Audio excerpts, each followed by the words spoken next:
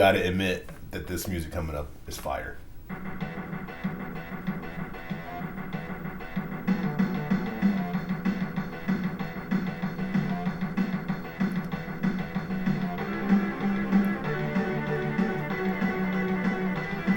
Fucking awesome.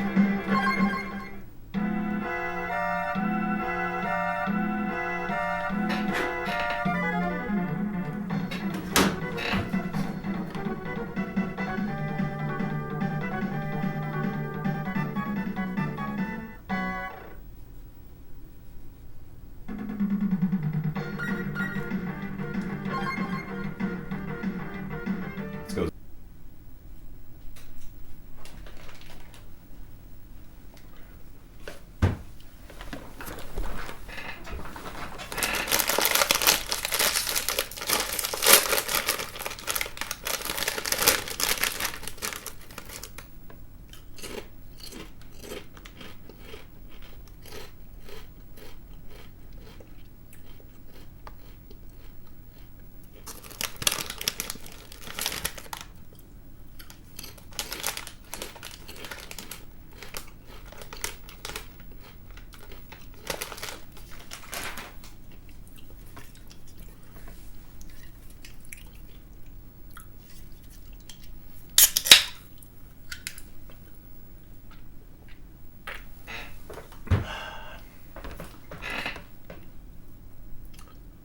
Good morning, good afternoon, good evening, everyone. Today, I'm going to be playing a classic game on Super Nintendo, Power Rangers. I've actually never played it, and I wasn't the biggest Power Rangers fan growing up, but I have to admit the music was awesome, and there were certain parts of the original Power Rangers series that I really enjoyed, namely the Green Ranger saga. That's basically the only thing I liked in the original series. And I can't wait to fire it up and see how the game plays. I have seen some video footage of it and it looks fun, so we'll see how it goes on the recording today. But first, I wanted to talk about a kind of a hot topic in the video game industry, and that being, it kind of really got triggered lately from Sony announcing that they're not going to support physical media. Well, I'm pretty sure they said disk drive or whatever, right? No more physical discs. So yeah, physical media. They're not going to be having any physical media support starting in 2028. And you know, I'm a, I guess what you'd call like a hybrid gamer, right? I play original hardware. I mess around with emulation. I would say my main platform is PC. I have a PlayStation 5. Like, gaming in general is my hobby, like my main like side hobby or hobby that I enjoy for fun. Like, I'm not a car guy, and I don't do I don't do a lot of the other stuff, motorcycles and things like that other guys my age do. I'm a gamer, and that is what it is. I always have been since I was a little kid, and that's not going away anytime soon. So because of my background, I do understand on the business perspective of why Sony, Microsoft would be getting away from physical media. You look at, say, Steam. You know, Steam is not the only platform on PC, but by a large margin it is the market leader on PC for digital storefronts. And I was around when Half-Life 2 and it really started. I think Steam started with Counter-Strike because Valve was trying to figure out a way to release software that kept patching on their games all the same version. Because with Counter-Strike back in the day, Counter-Strike's still supremely popular, but back in the day, people were playing Counter-Strike, and because they had different version numbers and all that, it divided the audience, it divided the player base, even though it was high numbers. But so they released Steam, and it unified the patching, and now Steam is what it is all these years later. I personally started Steam the very first year that it came out, and I believe I started my account in September of 2003, so quite some time ago. I've got the 20 plus year badge on Steam, my community profile.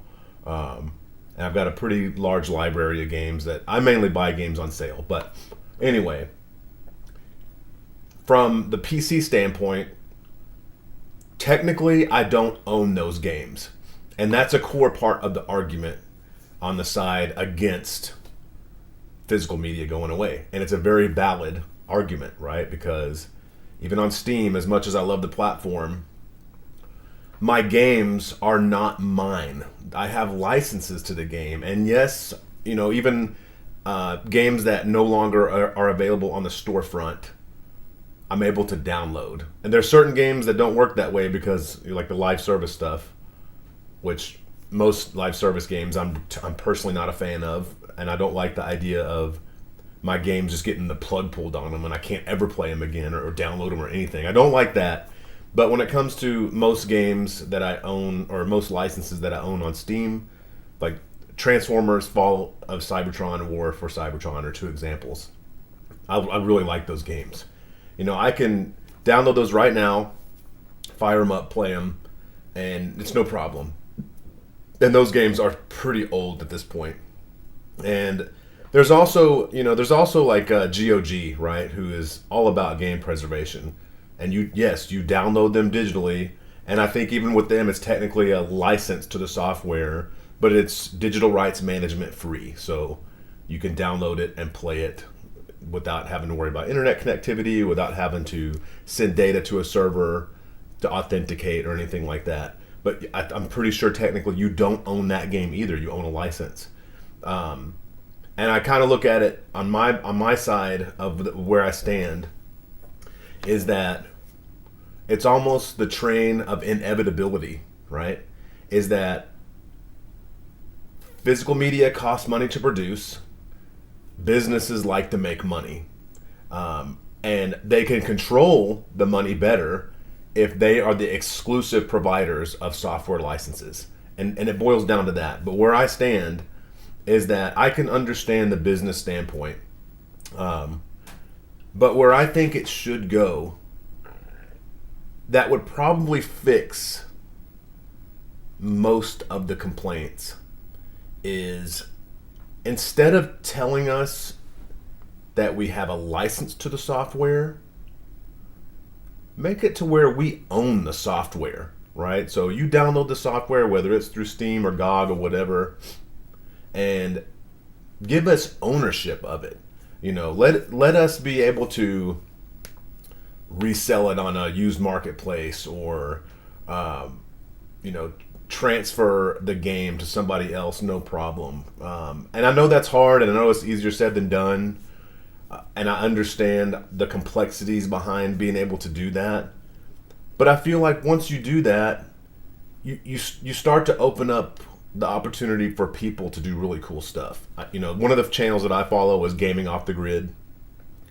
I hope that you all had, anybody that watches my channel, it's retro focused. So if you don't know who Gaming Off the Grid is, they are an excellent channel. Give them a look, like and subscribe, please, because they're part of, at least to me, they're part of this whole movement of keeping games preserved and keeping the old ways and retro alive. So Gaming Off the Grid inspired me. But they have a video where they talk about their video game collection as far as their boxes, right? Because Super Nintendo boxes, they were cheapy cardboard boxes that look cool. They had cool box art and stuff. But the problem is, like, those boxes don't last forever. It's cardboard. Gaming Off the Grid started making their own cases. And they're a little bit more like the Sega Genesis hard shell plastic cases. Genesis had it right when it came to those cases, man. That's how I think it should have all been back then. Is like the Genesis style cases. But Gaming Off the Grid basically has made their own Genesis cases for Super Nintendo. And I feel like once you start telling people like, hey, you actually own this software, maybe that'll trigger more people to like, oh, maybe I can make my own cases and print out my own artwork. Maybe they provide artwork that you can print yourself, right? Maybe you use a 3D printer for the boxes, the shell, and then maybe they have the files that you can just print out the the art itself. There's different options that would make it pretty cool for like a collector standpoint and a preservation standpoint. But I think as long as we're told that we just have a license to the software, yes, that's the industry standard for all digital, but it also feels like it's kind of morally wrong, in my opinion. I don't like that idea that we don't own it. We just have a license to it.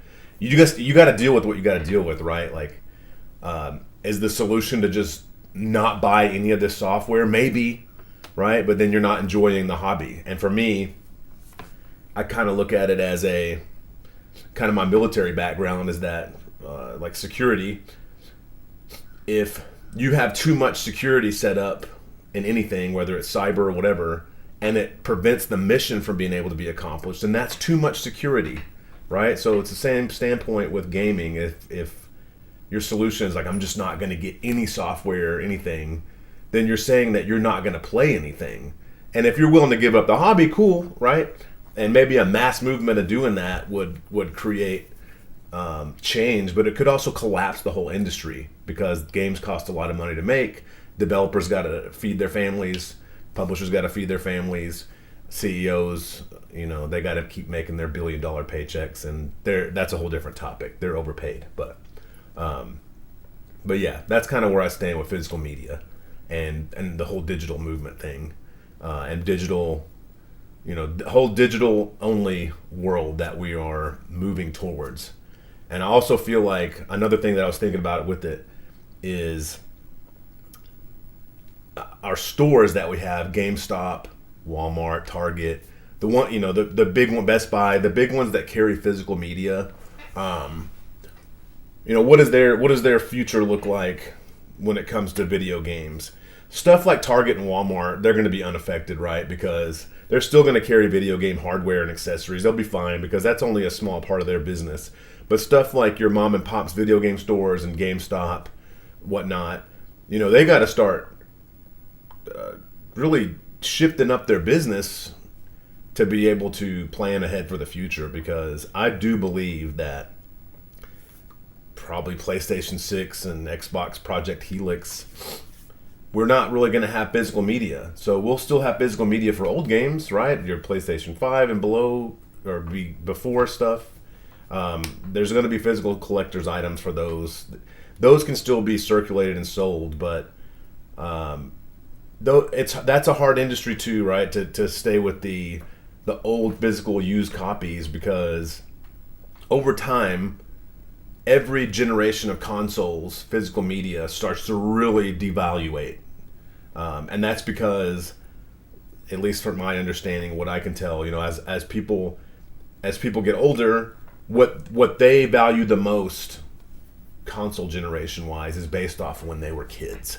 Okay, so like for me, I value, say, Super Nintendo and Sega Genesis, maybe Nintendo 64 and PlayStation 1, probably the most, just because that was all like 90s and tech moved fast back then.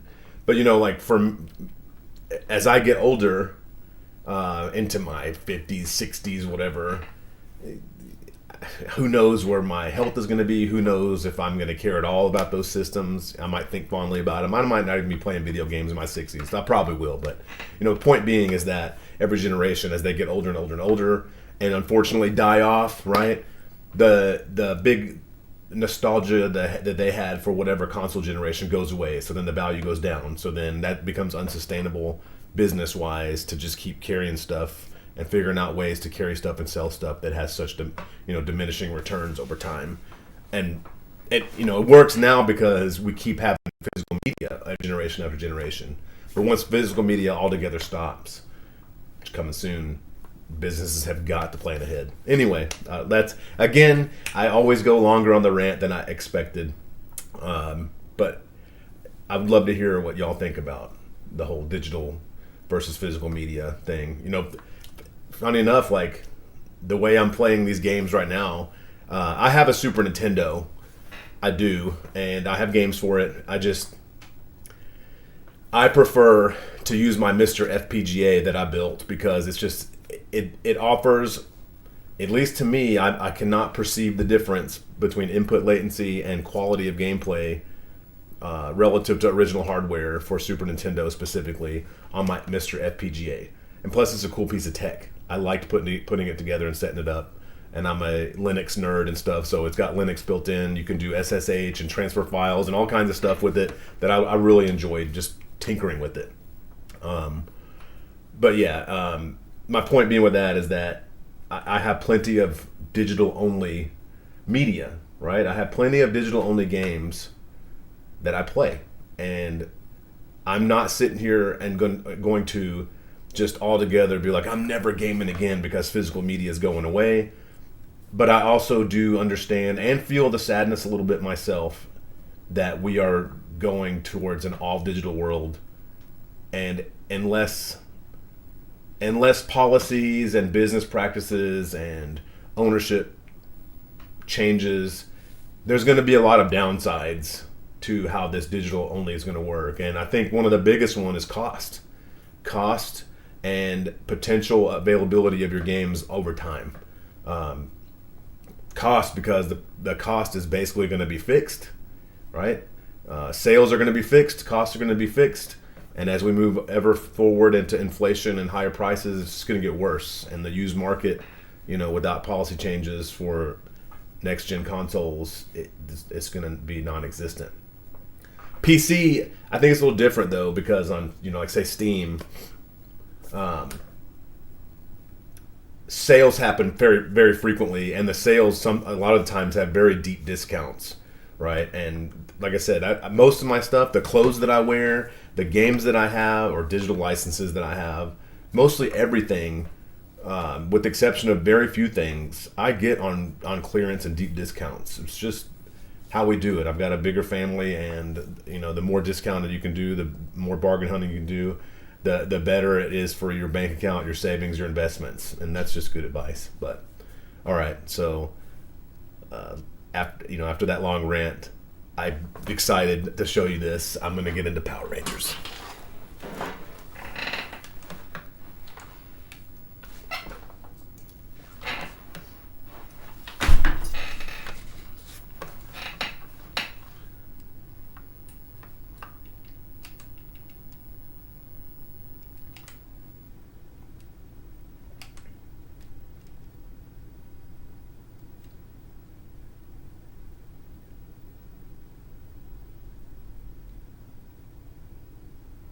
So many super games.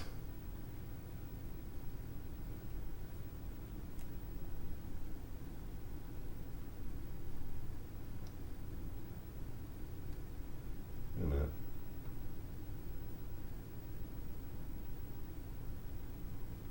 Hold on a second.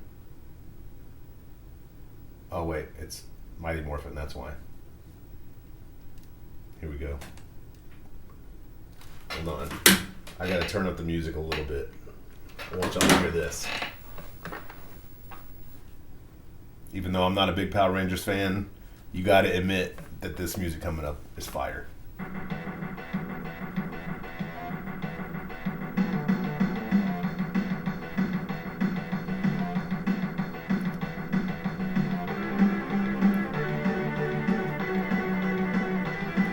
Fucking awesome.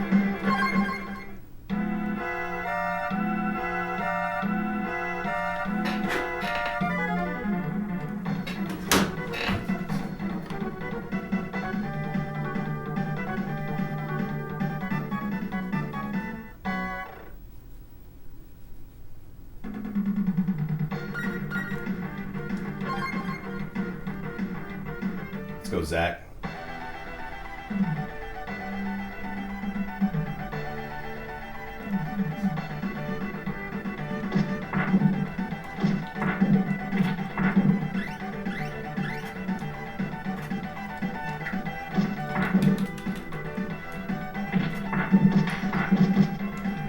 Okay, the gray ones go down in one shot. Pink ones take a few.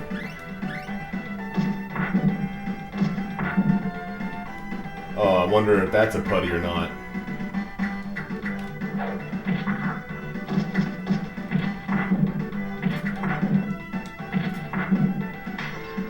Dude, Zach's got some cool moves.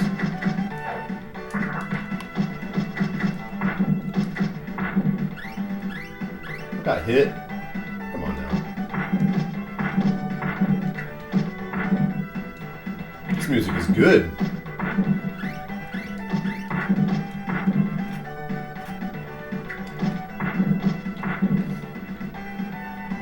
Come on down.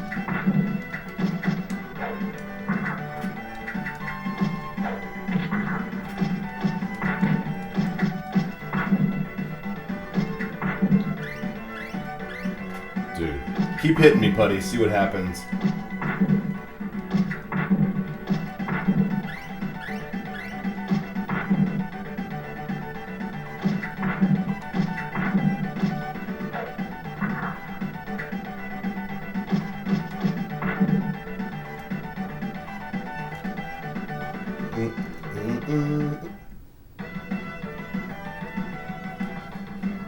I don't have any idea who that is.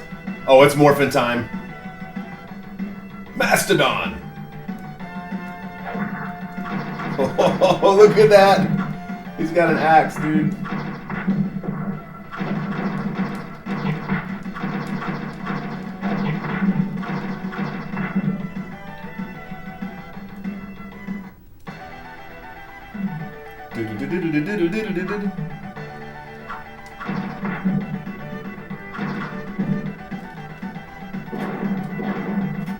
You missed.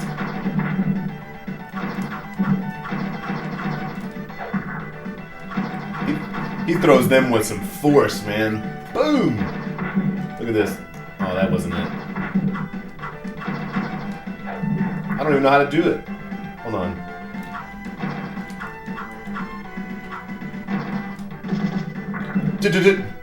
I don't know how I'm doing that. I mean, I know how to throw, but I don't know how to make it to where he slams them hard. Maybe it's part of the combo.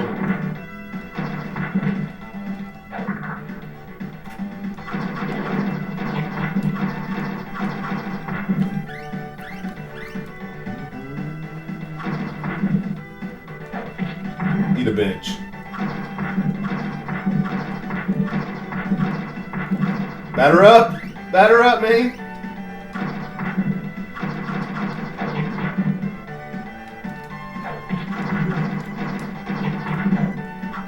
I like that overhead swing. Ah.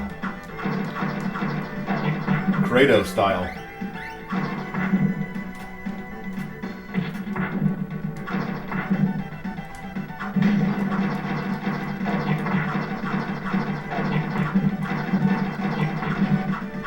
We gotta blow this up. Yep, I knew it would blow up.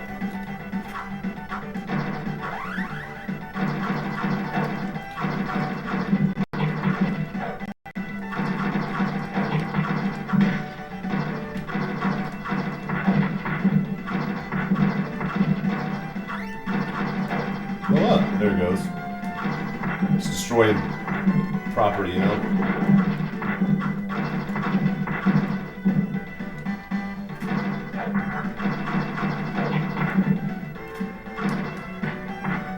Dude. Look at those rapid fire gut punches, man. This is awesome. This is fun. Like I said, I have no idea who this is, dude. Nobody. Nobody.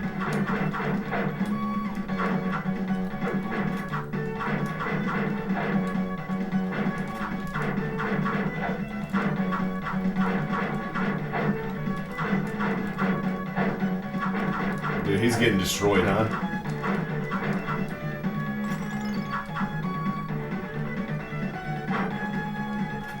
How's he gonna beat me now? He only has legs. Who is this? Oh, come on. I do not remember this enemy. But like I said, I didn't watch Power Rangers all that much.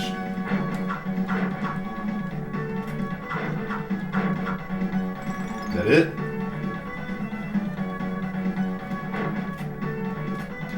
Oh! Oh yeah, he rocks. Oh, I killed him. Did I one-shot his head?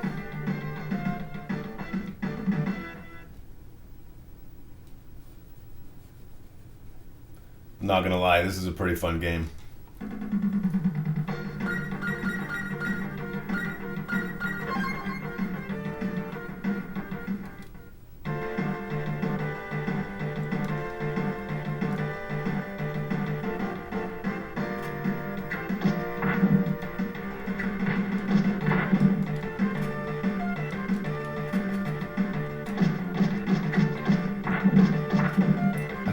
I can't destroy those.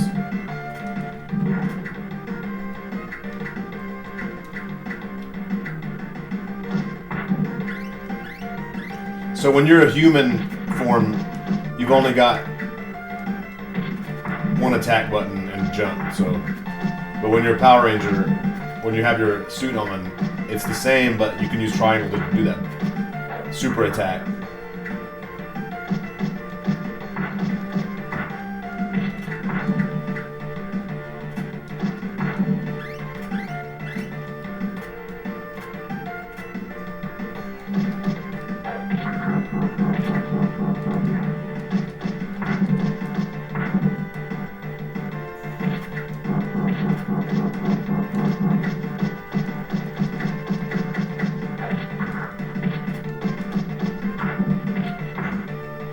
Shield break.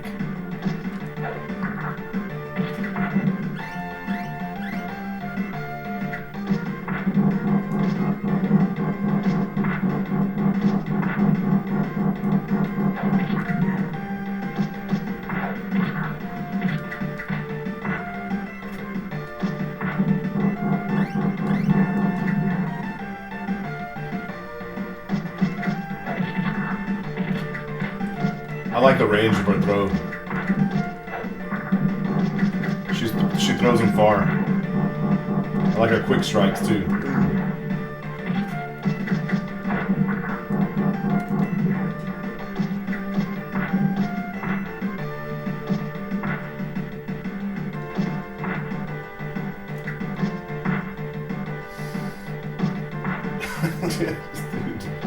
That's funny. Boom. He's getting stun locked.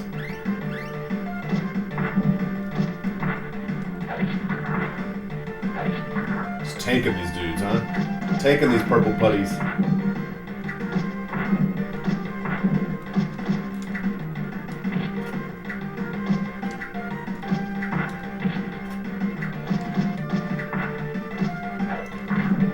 I like the hit detection in this game. It's actually pretty solid. Is it morphin time? Yeah, it's morphin time. Saber-tooth tiger.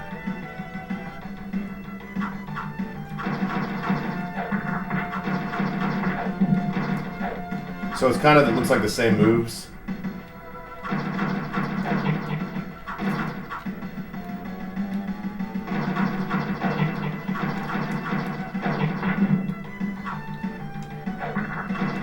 Like the same basic moveset, it looks like in Ranger form.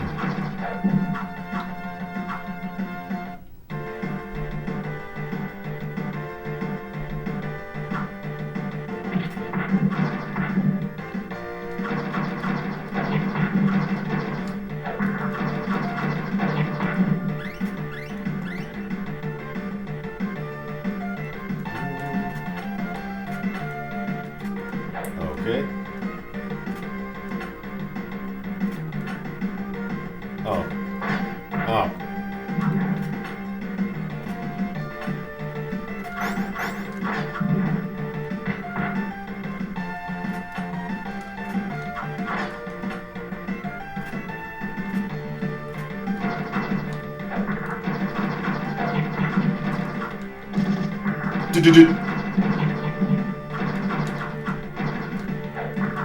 That's my favorite throw.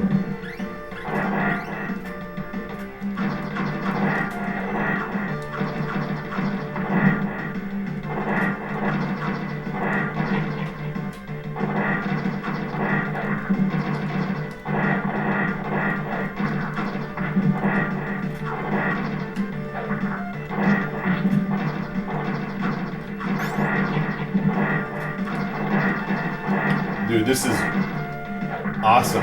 Way better than I was expecting. And of course, I get hit.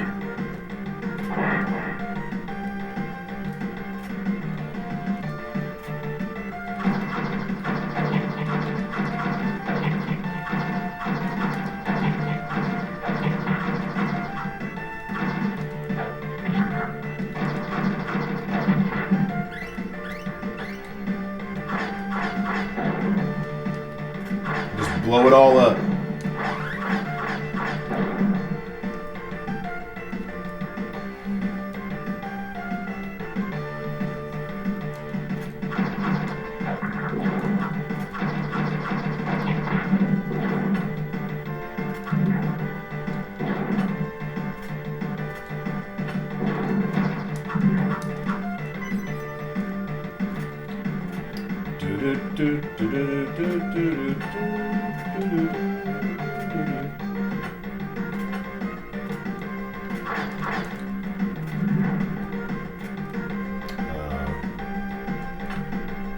Oh, I could wall jump.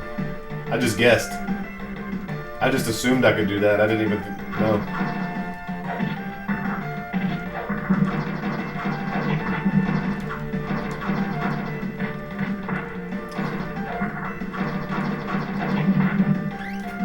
Dude, I have destroyed so many putties already.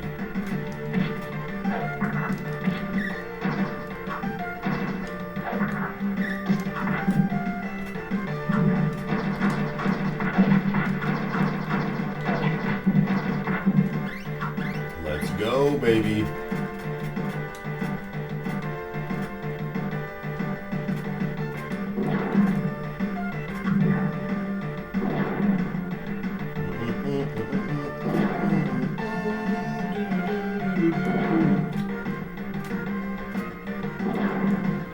Oh.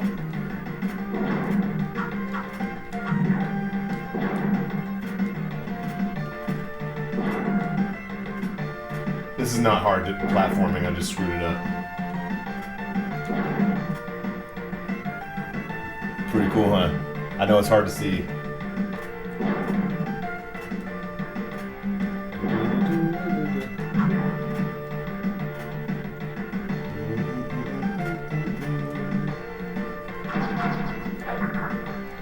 Oh, you think a weapon will save you? You think this gives you power over me?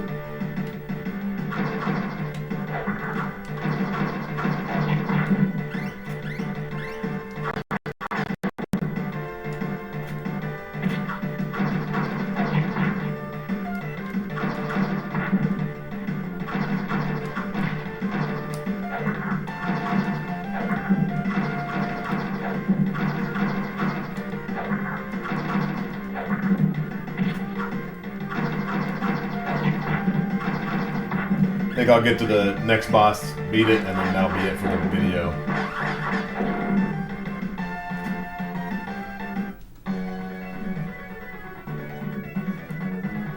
Here we go. It's another one that I've never seen before in my life, dude.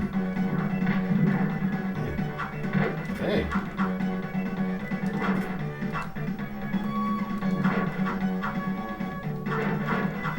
Oh my goodness. This is annoying.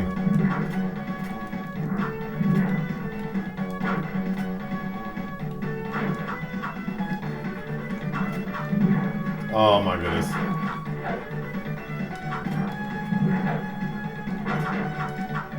There's no health bar for the boss either.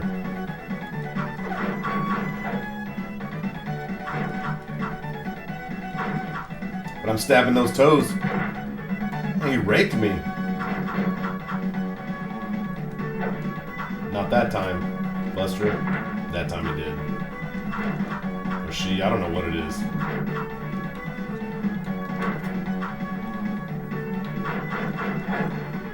There we go, full combo.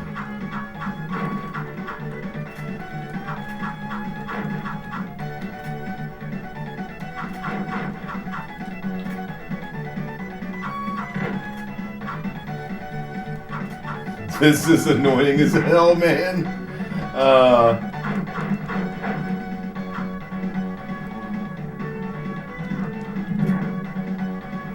This is quite possibly the most annoying boss I've ever fought. That's a joke. I've fought more annoying bosses, but this is pretty annoying.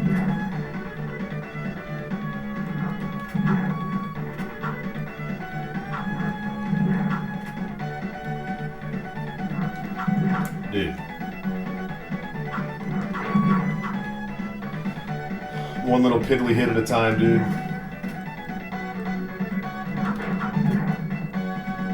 Oh, you choking?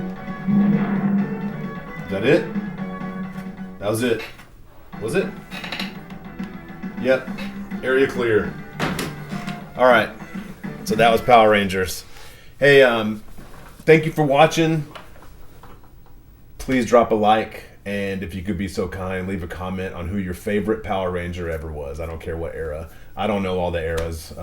My favorite one is Green Ranger. I know Green Ranger, White Ranger, same person, but Green Ranger's my favorite. I like the Dragon Zord, and I like the dragon. So appreciate y'all.